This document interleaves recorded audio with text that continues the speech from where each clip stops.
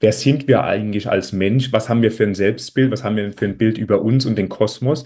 Ja, Souveränität bedeutet dann vielleicht vor allem Wissen über die größeren Zusammenhänge und dann die Begriffe, die du auch schon angenannt hast. Der Mensch als so resilientes Wesen, sind wir in diesem ganzen Feld Empowerment und Schöpferkraft.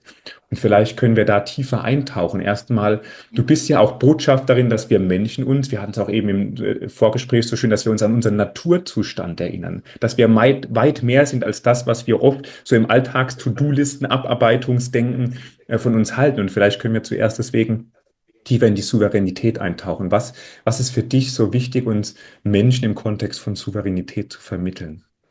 Es gibt verschiedene Spektren von Souveränität. Es gibt auf der einen Seite die Souveränität des menschlichen Verstandes, dass das, was der Verstand ist der Übersetzer der Realität. Der Verstand ist nichts, was euch identifiziert. Der Verstand ist ein Werkzeug.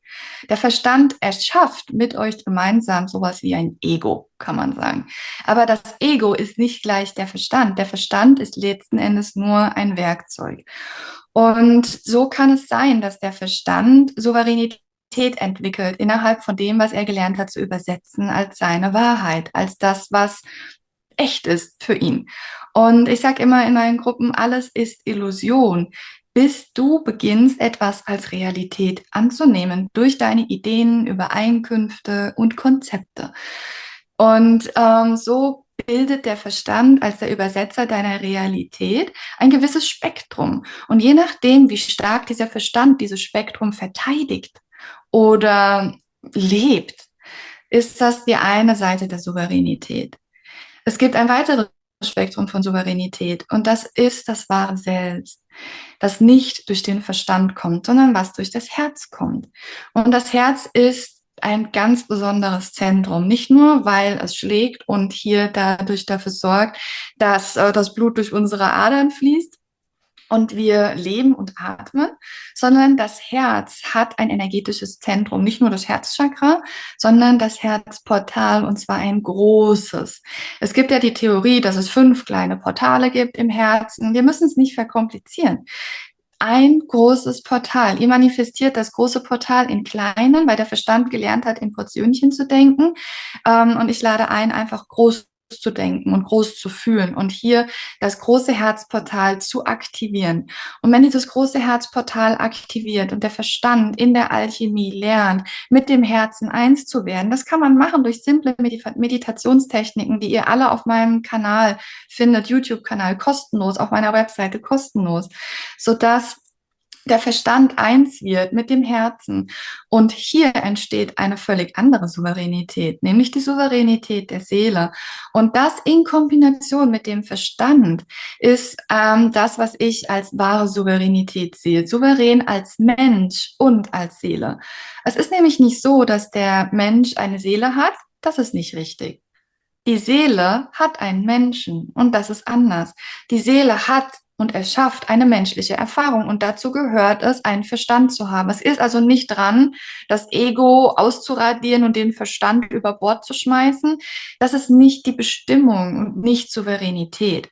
Souveränität bedeutet, eins zu sein, zu wissen, ich bin eine Seele und habe eine menschliche Erfahrung. Ich wähle mit der menschlichen Erfahrung einen Verstand. Ich erschaffe ihn, ich forme ihn. Es ist mein Werkzeug, es ist mein Tool, um die Realität zu erfahren als Mensch. Souveränität bedeutet auch zum Beispiel nicht die Energien anderer Leute zu stehlen und zum Beispiel von Coaches zu lernen und das Gelernte, aber nicht Verstandene zu imitieren und nach draußen zu bringen, um sein Ego zu schmücken zum Beispiel. Souveränität fängt dort an, wenn ich meine Energie auch lebe. Bedeutet nicht von anderen Leuten Energien nehme und das tue, wie andere Leute es tun und andere Leute danach fragen, wie ich es tue, sondern wenn ich beginne, mein Herz so stark zu machen und den Energiefluss aus meinem Herz so stark zu machen, dass meine eigene Energie und meine Perspektive Perspektiven, mein Wissen und meine Souveränität aus meiner Seele in Co-Kreation mit meinem Verstand beginnen, mein Selbst zu formen und mein neues Selbst. Und dann kommt der neue Mensch. Den neuen Menschen zu strukturieren und als souveränes Wesen zu sein. Ich bin nicht souverän, wenn ich zum Beispiel glaube, ich bin eigentlich von einem anderen Planeten und ich gehöre nicht hierher. Das ist nicht souverän. Souveränität ist wirklich, wenn man seine Wahrheit lebt, auch wenn es bedeutet, es ist etwas, mit dem ich im Moment noch nicht meinen Frieden habe. Und wenn ich mir eingestehen kann, dass ich etwas nicht kann. Und wenn ich mir eingestehen kann, dass ich genauso wie ich bin, richtig bin und mein Wissen teile und nicht Wissen von anderen. Und ich sage das jetzt zu diesem Zeitpunkt, weil es so, so wichtig ist, seine eigene Wahrheit zu lernen, zu fühlen und nach vorne zu bringen und nicht das von anderen. Nicht das, was irgendwann mal gelernt wurde, dass zum Beispiel blau blau ist. Vielleicht ist blau gar nicht blau, sondern hat andere Potenziale. Aber man hat gelernt, dass blau blau ist und das ist die Realität. Um sich zu entwickeln in seine wahre Seelensouveränität, in sein wahres Seelenselbst, gilt es, alles, was gelernt wurde, jede Identität, jede Identifikation zu hinterfragen und ich sag mal an der lockeren Leine zu lassen und loszulassen, wenn es nicht mehr dient und zu halten oder wieder aufzugreifen, wenn es notwendig ist. Und so laufe zum Beispiel ich durch Raum und Zeit und in verschiedene Zivilisationen. Ich hatte jetzt zum Beispiel fast 2 Stunden lang, bevor wir in das Interview gegangen sind, da ich mich im Moment frequenztechnisch auf einer anderen Version der Erde befinde, in der Vergangenheit befinde, in einer etwas nicht ganz so positiven Version der Erde befinde, habe ich eine Art Zeitmatrix-Kapsel in dem Raum erschaffen, in dem ich bin, um in der Lage zu sein, über diese Themen zu sprechen. Diese Themen zu sprechen, die hier in dieser Version der Erde noch nicht verankert sind. Und das geht nur, indem ich Konzepte sehe und nutze, annehme, loslasse, strukturiere und damit ein Realitätsspektrum erschaffe, in dem ich die Arbeit machen kann, die ich tue. Und in dem Moment, wenn unser Interview vorbei ist, werde ich diese Kapsel wieder schließen und wieder mit der Version der Erde weiterarbeiten, auf die ich gegangen bin, um diesem Kollektiv zu helfen. Und das heißt, sich nicht zu verurteilen für Ideen und Konzepte, die man annimmt, sondern zu wissen, es sind Werkzeuge, um Kompatibilitäten herzustellen mit anderen Realitäten, anderen Seelen und einem Kollektiv, das man wählt. Die meisten Menschen machen das unbewusst. Dadurch, dass ich nicht mehr eingeklinkt bin in eine Realität, mache ich das bewusst. Das heißt, ich reise durch Raum und Zeit, indem ich Ideen, Konzepte und Strukturen der verschiedenen Völker annehme, mit denen ich arbeiten möchte. Hier auf der Erde, auf anderen Versionen der Erde, in der Vergangenheit, in der Zukunft oder in anderen stellaren Zivilisationen. Und das kann im Grunde jeder. Aber es hilft nicht, es so zu sagen, dass es so ist, sondern es muss verkörpert werden. Und das ist der nächste Punkt von Souveränität. Nur etwas zu sagen, weil man es gehört hat, ist ja wie ein Papagei, der eine Sprache spricht, aber sie vielleicht nicht versteht. Und das Wichtigste ist wirklich, es zu verkörpern auch. Und das ist der letzte Step für echte Seelensouveränität. Das, was man denkt und was man sagt und was man spricht und wie man versucht zu schwingen, auch zu halten und Teil des Selbstes wirklich sein zu lassen. Das ist meine Antwort zur Souveränität.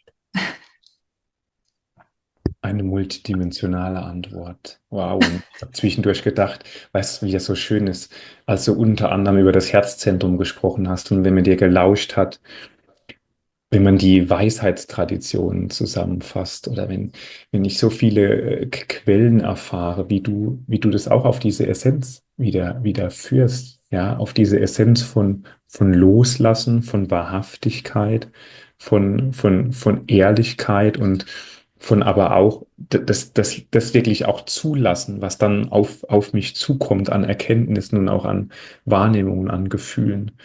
Also ich fasse oft ja auch in Interviews zusammen, aber in deinen Worten ist es fast schwierig, da nochmal so eine Zusammenfassung zu finden, weil es sehr, sehr, sehr, sehr tief in der Essenz bei mir ankommt. Und du hast das Feld Souveränität angesprochen, mit dieser Ehrlichkeit, mit dieser Wahrhaftigkeit und die Schöpferkraft.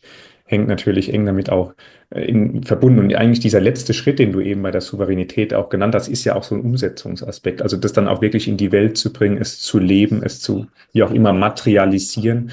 Und wenn wir so Ja. von Schöpferkraft sprechen, dann haben wir ja, wenn wir es, glaube ich, nicht multidimensional sehen, dann sind wir oft noch in diesem ja zum Beispiel Glaubenssatzarbeit und ich will mir jetzt eine neue Affirmation. Das ist auch alles wunderbar. Aber wenn ich mich tiefer eintauche in dieses multidimensionale Wissen, dann ist Schöpferkraft viel, viel mehr. Dann hat das, Ja. ne, wie du auch sagst, das hat das eine sehr, sehr metaphysische Kraft auch. Kannst du uns da tiefer eintauchen lassen? Zusammenhang, Souveränität und Schöpferkraft in diesen Zeiten im multidimensionalen Kontext. Ja. Wenn ich Souveränität und Schöpferkraft zusammenbringen möchte, ist es wichtig, dass ich nicht gegen meine eigene Kreation kämpfe. Und ich sage, ihr taucht um eine Realität zu erfahren, immer in eure eigene Energie ab. Das heißt, Raum und Zeit erschafft ihr permanent um euch herum. Ihr existiert nicht in Zeit, aber Zeit existiert in euch. Wer sowas etwas mehr verstehen möchte, sollte sich einmal ein Tesserakt anschauen. Innen und außen ist permanent in Bewegung. Das heißt, ihr habt die Idee, dass ihr durch Raum und Zeit lauft, aber eigentlich ist es beides der Fall. Ihr lauft durch Raum und Zeit durchläuft euch. Das heißt, es findet eine Bewegung überhaupt nicht statt. Und so seid ihr in euren eigenen Energien abgetaucht und eure Ideen und Konzepte erschaffen eure Realität. Aber der Mensch mit seinem limitierten Spektrum denkt immer nur, ich glaube an etwas und deswegen ist das. Also der Mensch ist da durch die Kurzsichtigkeit. Und das ist nicht negativ gemeint. Es ist einfach etwas, was mit dem Verstand kommt. Der Verstand entsteht durch das intensive Fokussieren, um überhaupt diese heftige dualistische Realität überhaupt erfahren zu können. Dadurch entsteht der Verstand durch tiefer, tiefer Fokus. Das heißt, ich kann nicht weit gucken. Das ist was, wo man erstmal verstehen muss, wo man sich auch nicht verurteilen sollte für. Also es ist absolut nicht negativ gemeint, sondern jedes Erfahrungsspektrum ist wunderschön. Ob ich kurzsichtig oder weitsichtig bin, ob ich die Fähigkeiten habe, wie ich sie habe, oder ob man ein ganz normal Mensch ist. Es ist vollkommen egal.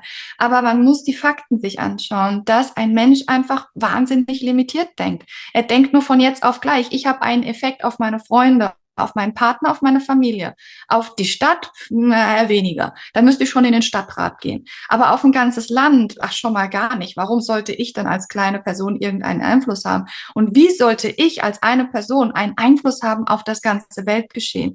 Die Wahrheit ist aber, es ist genau so. Es ist genau so, weil ihr all das erschafft auf Seelenebene.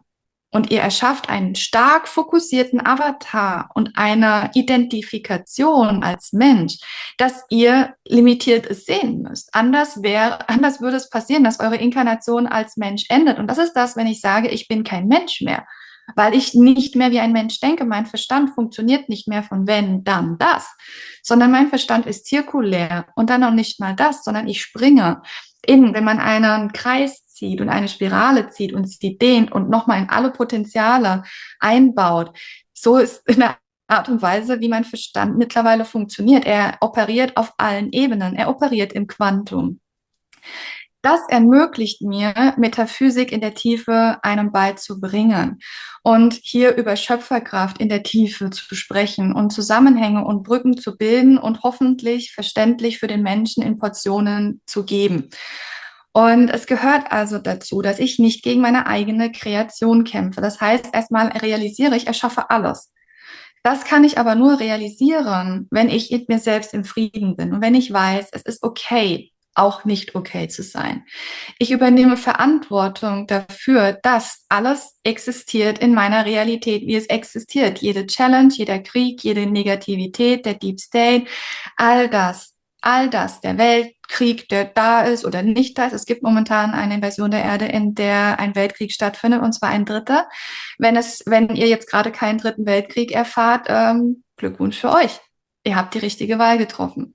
Aber es kann permanent sich auch ändern, wenn ihr nämlich in euch eine interne als Seele und als Mensch eine Entscheidung trefft durch eure Frequenz. Zum Beispiel in einer Version der Erde zu landen, in der der Krieg ausbricht. Okay, dann gilt es erstmal, das zu erkennen als souveräner Kreator und Schöpfer seiner Realität. Moment, ich habe das gewählt. Und dann zu wissen, ich komme aber auch wieder raus. Durch die Kraft meiner Entscheidung und durch das Korrigieren meiner Ideen und Konzepte. Und hier kommen wir zum absoluten Kern, warum eine Seele einen Menschen erschafft. nämlich um ihre Ideen und Konzepte zu überdenken. Und damit ist die menschliche Inkarnation eine der wertvollsten. Natürlich kann man jetzt sagen, warte, Lia, aber auf den Plejaden kann ich doch auch lernen und. Aber erinnert euch mal an das, was ich am Anfang zu dem Hybridisierungsprogramm gesagt habe. Da habe ich euch erzählt, dass der Mensch mit seiner Widerstandskraft und seiner Resilienz einzigartig ist und die Dualität und das Spektrum, in dem wir Menschen operieren, einzigartig ist und wir immer noch leben, obwohl andere extraterrestrische Spezies schon längst gestorben wären.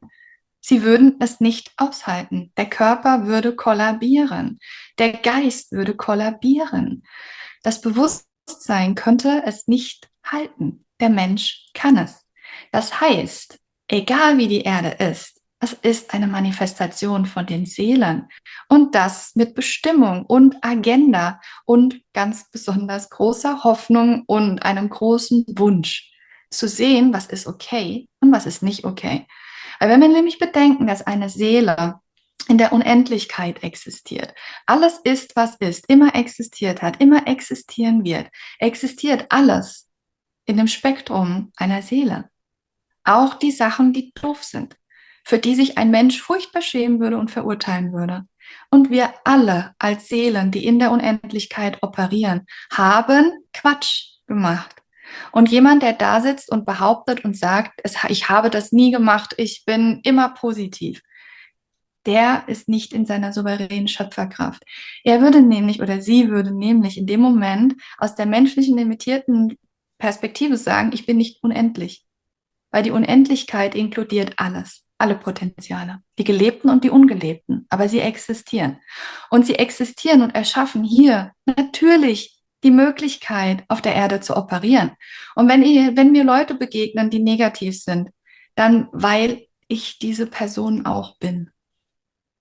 Wenn mir etwas begegnet, was wunderschön ist, aber ich mich selber so nicht sehe, dann existiert die Schönheit im Außen nur, weil die Schönheit auch in mir existiert. Und hier ist dann der nächste wunderschöne Punkt, ist wirklich zu erkennen, alles ist meine Energie, ich erschaffe es, ich bin ein Seelenwesen in der Unendlichkeit, das sich erfährt als alles und als Mensch. Und dazu gehört es halt einfach auch mal limitiert zu sein. Aber dafür sind wir in der Lage, ganz, ganz schnell große Veränderungen in uns als Seele auszulösen. Wenn wir zum Beispiel erkennen, oh, das, was ich gemacht habe, war nicht okay. Die Energien anderer Leute zu stehlen und als meine zu verkaufen, ist nicht okay. Die Energien von anderen zu nehmen, um mich selbst zu ernähren, nicht so toll. Ich erschaffe jetzt meine eigene Energie wieder. Stellt euch mal vor, was das in euch als Seele auslöst. Wenn ihr davor von den Energien anderer Seelen gelebt habt, durch Negativität und Positivität, Energievampirismus müssen wir nicht hereingehen, aber und dann auf einmal erkennt, oh, ich erschaffe jetzt meine eigene Energie, weil die Energie von anderen ist dreckig und langweilig und die ist ja schon da. Und ich habe alles in mir. Stellt euch mal vor, was das im Kosmos auslöst. Und das ist gerade zu diesem Moment hier auf dieser Erde ein großes Thema. Energiestehlen, Machtspiele. Und wer hier realisiert und die Verantwortung nicht abgibt und sagt, das machen die Politiker, das macht mein Nachbar. Energie stehlen, ich nicht, nein. Ich mach nichts von dem, was Lia sagt. Aber dann das umändert in der Perspektive und sagt, okay, ich mache das und jetzt machen wir es besser.